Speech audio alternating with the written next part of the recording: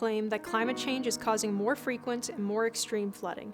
The UN's Intergovernmental Panel on Climate Change reports that it has only low confidence that climate change is impacting flooding, including having low confidence in even a sign that flooding frequency has changed at all. This means it's just as likely that climate change makes flooding less frequent and severe. Rivers and streams that have not been altered by human development show very little, if any, change in flooding events, and we need to use caution when making claims about flooding that occur in places that are in natural floodplains, like South Louisiana and Washington, D.C., for example. Development in those areas makes it more likely for flooding to occur because of the increase in hard surfaces, like concrete, preventing water from soaking into the ground. Floods always have and always will occur. With no increase in overall flooding activity, there's no reason to blame any recent, current, or near-future flooding event on climate change. To make that connection, you would have to have an increasing trend, but no such trend exists. We also need to watch out for future projections that predict worsening flooding.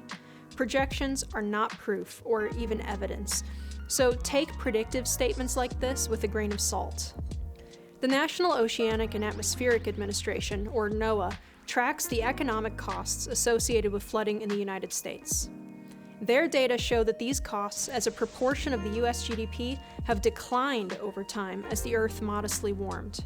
NOAA also stated in the 2018 National Climate Assessment that human-induced warming has not been formally identified as a factor in increased riverine flooding, and the timing of any emergence of a future detectable human-caused change is unclear. A study in the peer-reviewed Journal of Hydrology that looked at flooding trends in the United States and Europe found that the number of significant trends was about the number expected due to chance alone.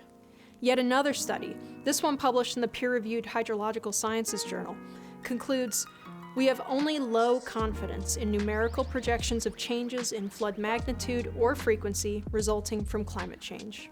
These two studies' findings support the IPCC's conclusion that the evidence of increased global flooding is lacking.